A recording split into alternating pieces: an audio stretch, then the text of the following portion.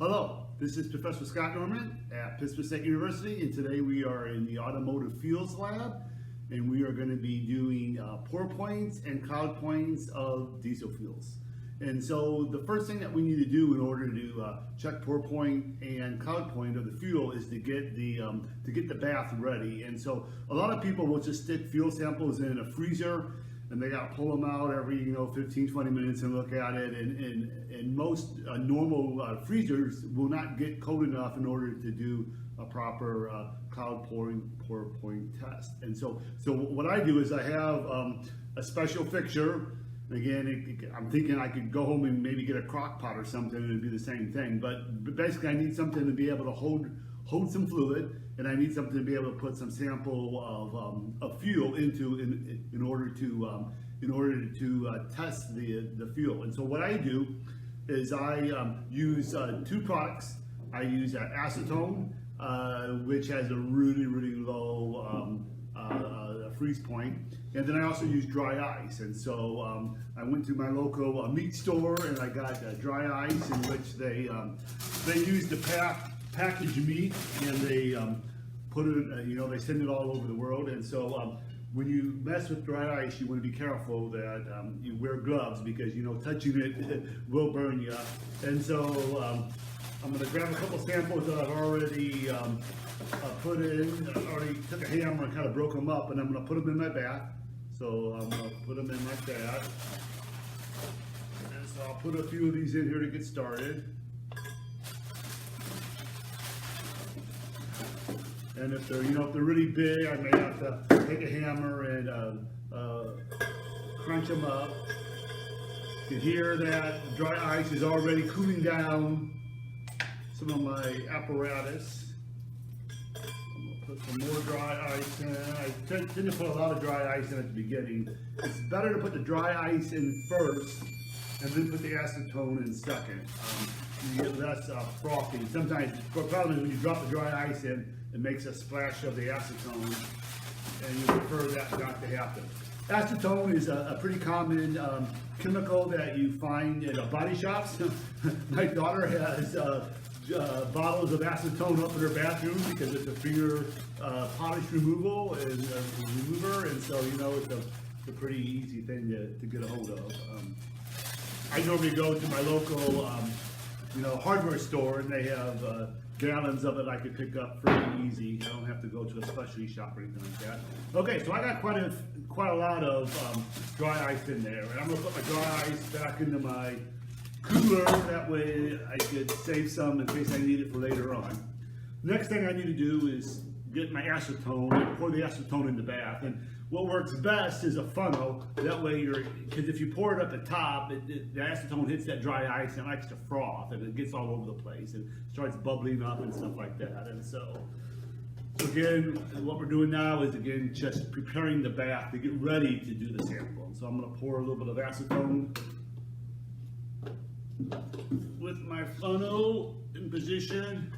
Of course, I got safety glasses on, I got gloves, and you can see it already starting to froth up, start to boil. So the acetone is already boiling, and I already feel the coldness coming in. Let it cool down a little bit, then pour a little bit more in.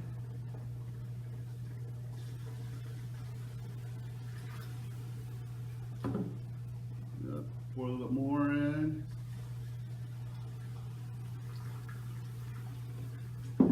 The acetone was up at the top, so I'm kind of letting it go back down again. I'll pour a little bit more in. And I'll get a video shot of what this looks like on top so you guys can see that with the acetone bath. Okay, so we'll leave that there for right now. Let it boil. And so as the dry ice is boiling, it's going to get that acetone bath really cold. And so one of the things you're going to also need is a thermometer that is I call it a cold thermometer, but 70 degrees is way up here, and that's the upper limit. It goes all the way down to negative 100 degrees. And so the boiling point of dry ice, get dry ice into a solid state, CO2 in the solid state, you need to get it down to like about negative 100 degrees. And so this bath can get possibly down pretty close to that. And so I'm gonna stick my thermometer in here, and we could just take a real quick reading on it, but it's below negative 20, negative 40, negative 60,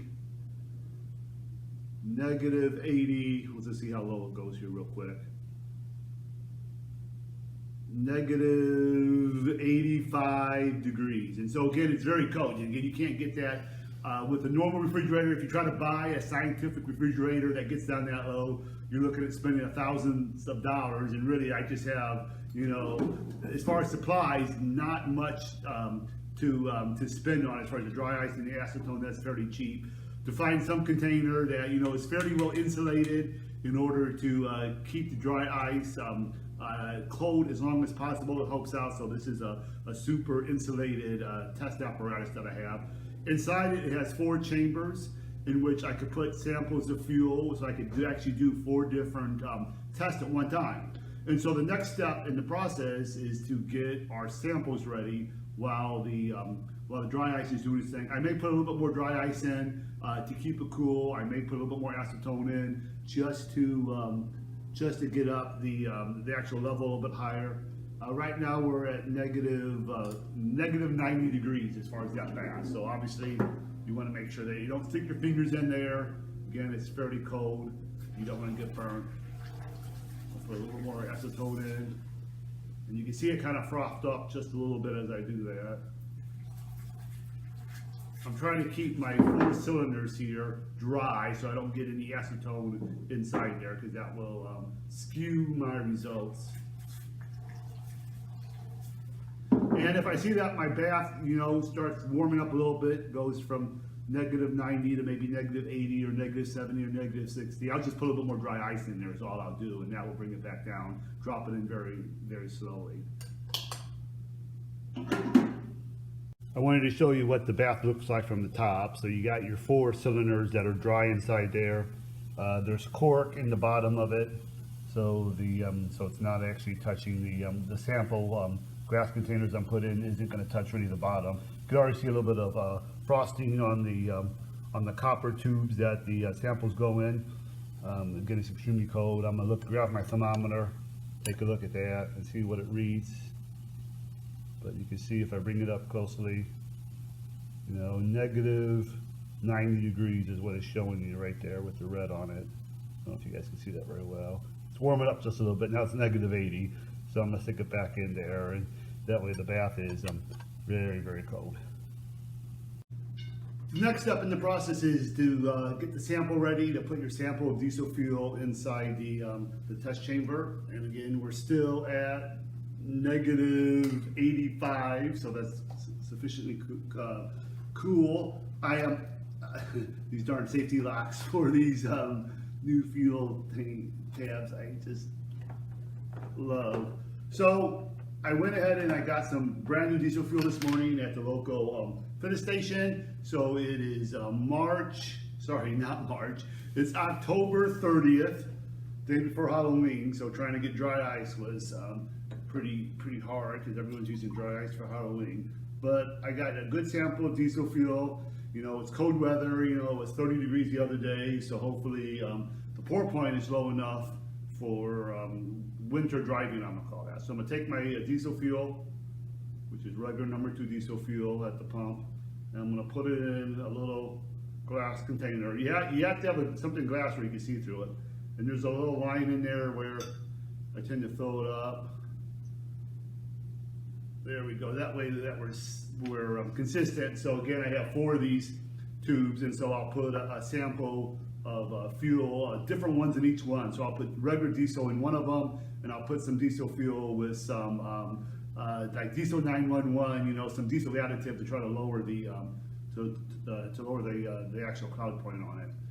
So this has a little gasket around it. That way the glass container is not touching the actual brass cylinder. So the temperature is even. And the key is that you want the temperature change of this to be slow. You don't want this to drop from room temperature 70 degrees to 0 degrees right away, because you'll miss the point at which the fuel will start to cloud. You want to you want to bring it slowly. So the key is that when I put this fuel sample down inside my cylinder, it's not touching any of the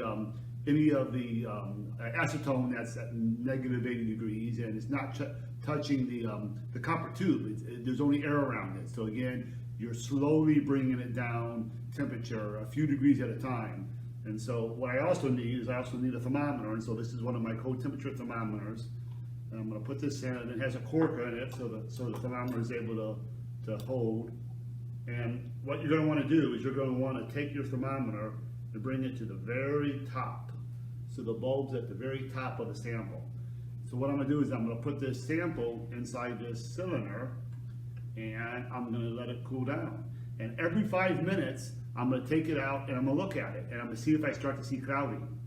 In fact, sorry, I did that wrong. I want the thermometer down at the bottom for clouding, for a cloud point, because it's going to get coated at the bottom first. And so every 5 minutes, I'm going to pull it up and I'm going to look at it, and I'm going to say, oh, there's no clouding, and I'm going to take a temperature reading. Right now we're at about 60 degrees, and so as it cools down, I'll take another look at it. I'll take another look at it. I'll take another look at it. When it gets down to 40, then 35, and then 30 degrees, and then 20 degrees, and 15 degrees. And my guess is somewhere around 15 degrees, normal diesel fuel, maybe I'll start seeing some clouding on it. And so I know that at that temperature, I need to really start paying attention and really start pulling it out and looking at it to see if I see any wax building up at all, and again, that would be my cloud point. That's the point in which I'm starting to be concerned that if I get below that temperature, my fuel, the actual wax in the diesel fuel, will start to clog up the fuel filter. Is what I'm concerned about. In which at that point I need to add some diesel additives to the fuel to lower the cloud point, so I don't have any problems with plugging up fuel filters and stuff like that. So I'll start the video, I'll stop it, and then I'll start the video again every once in a while so we can see what the temperature is. And obviously when there's a cloud point, I'll bring this back up again so you guys can see that. Right now the fuel sample is at 60 degrees, probably 58 degrees. And again, it's slowly cooling down in order for us to do this test correctly. And so while I'm watching this particular sample of regular diesel fuel, we'll put more diesel fuel that will mix in with some special diesel fuel additives, and that way I got 3 other samples going at the same time, and we'll see which additive works the best. Okay, we're back, and I wanted to show you guys what we have so far. So we're down to 18 degrees above zero. So we're at 18 degrees above zero, and I pull out my sample, and if you notice, the very bottom of it, I don't know if you can see that, but the very bottom of it is starting to cloud. So you can see the very bottom of it. So I would say that at this point, the cloud point of my normal diesel fuel that I just got at the pump this morning on October 30th is, right below 20 degrees. So when you start thinking about how cold that is, it's going to get 20 degrees around here in another month. And so the fuel that they're selling is going to start to cloud up a little bit. So the question is, well, what's going to happen to this fuel when we get down to 10 degrees, or when it gets down to 0 degrees? What's going to happen to this fuel? So we're gonna continue to cool the fuel down. Again, it's dropping very slowly. So it may take another 2 minutes to go from 18 degrees to 17 degrees. There's another couple more minutes to go from 17 degrees to 16 degrees. So you can see the thermometer. I turn that a little bit, and I don't know if you guys can see it or not. It's going to drop very slowly, and that's what you want. So because you want to be able to catch the point at which those wax crystals are starting to form in the fuel. So my bath right now is at negative 75 degrees. It warmed up just a little bit, but it's still plenty cold. At some point I'm going to drop a little bit more CO2 dry ice in there to try to keep it cool. You can see that there's frost crystals on top of the test cylinders, and then, again, that's just the humidity in the air. The moisture is condensating on this cold temperature on it. I'm going to take a look at real quick and see what I got here. We're down to 17 degrees above zero, and again, you can see the bottom of that. The bottom of that is starting to wax up a little bit. Not bad, but I need to know that, and probably what I'm going to tell my students is that, hey, you're getting diesel fuel, it drops down below 20 degrees above zero, you need to start thinking about buying your additives, because that's the point at which fuel around here is going to start to wax up and start to cloud up. Okay, so we are currently at 0 degrees, so 0 degrees outside, and I wanted to show you what this diesel fuel will do. And so if you notice, if you look at it, over half the sample is all clouded up. So obviously that stuff is going to clog up filters and cause all types of problems in the fuel system. So 0 degrees, you better be putting some type of fuel treatment in your diesel fuel to prevent the clouding up of the fuel. The next step to this process would be to check pour point. In order to check pour point, now what I'm going to do is I'm going to take this thermometer and I'm going to bring it all the way up to the very top. I'm going to put it back down inside here. Now the top of this fuel is going to be a lot warmer than the bottom. So if the bottom's at 0, the top of it may be at 15 degrees right now. And so I'm going to put it in there. I'm going to see at what temperature this whole entire sample becomes a wax, and it does not flow at all. So for every 5 degrees of drop, I'm going to take this sample out. I'm going to turn it sideways. And if the fuel flows, I have not reached my pour point yet. So when it stops pouring is when I know I got my pour point. And so will it be 0? Will it be -10? Will it be -20 on this sample? We'll find out. But the bottom line is at that temperature, your whole entire diesel fuel is nothing but a wax. It's a solid wax, no flowing. You are not going to go anywhere at all. We're about finished with our experiment, and so what we did is that we did our cloud points on 4 different samples. And so what I did is I took and I got 3 different supplements. So one sample I did normal diesel fuel as a baseline. On the 3 other samples, I used diesel 911 in one sample. I used Howell's diesel treatment in another sample. And I used diesel fuel supplement in the 3rd sample. And so we'll take a look and see what the results are. Right now the bath is still at -80 degrees Fahrenheit, so very, very cold. And so my first one, which is my normal diesel, which right now we are at a temperature of -20 degrees. So this is already, I turn it sideways and it does not flow at all. It's a solid ice cube right now, the fuel is. And so this particular sample, that had a cloud point of +20 degrees where it started to cloud, and at -10 degrees is where it finally went into what I call an ice cube and it stopped flowing. So again, that was my pour point. So that's my sample, okay, as far as my baseline. When we did the diesel 911, okay, the cloud point was at +16 degrees, so we didn't see a big change there, you know, only a few degrees. And when I took a look at the pour point, it was also at -10 degrees. And so the funny thing about that is that, yeah, right now we're at -20 degrees, so it's actually solid, and it's been solid for a while. So what we discovered is that diesel 911, which is a very popular supplement, does nothing for your for prevention. In fact, when you start reading the instructions on it, it's for adding to your tank after the fuel has gotten so cold at -10 degrees that it is nothing more than a big solid chunk of fuel is what it is. So this one is not good for prevention at all. Now the other tool, we'll do the Howells is what we did. So this is my sample, and right now we're at -40 degrees. The last time I checked was -35, and it still flowed. And if I turn it sideways and take a look at it, it is now an ice cube. And so the Howells did an excellent job, and it's flowing just barely right now. But I'm going to say up to -40 degrees, it still flowed a little bit. So maybe the pour point's at -37, -38, but did a really good job lowering the pour point from -10 down to at least -35. The cloud point on this was at +18 degrees. So again, my baseline was at +20 degrees, +18 a few degrees. So it really didn't help out a whole bunch on the pour point side. but on the lower end of, cloud point, but on the lower end of pour point, it did a really good job. The last one we did was the diesel fuel supplement. Okay, so this product here, and again, the cloud point was similar to the Howells. It was at plus 18 degrees, so 2 degrees better than normal diesel fuel. So again, not much of a change there with that.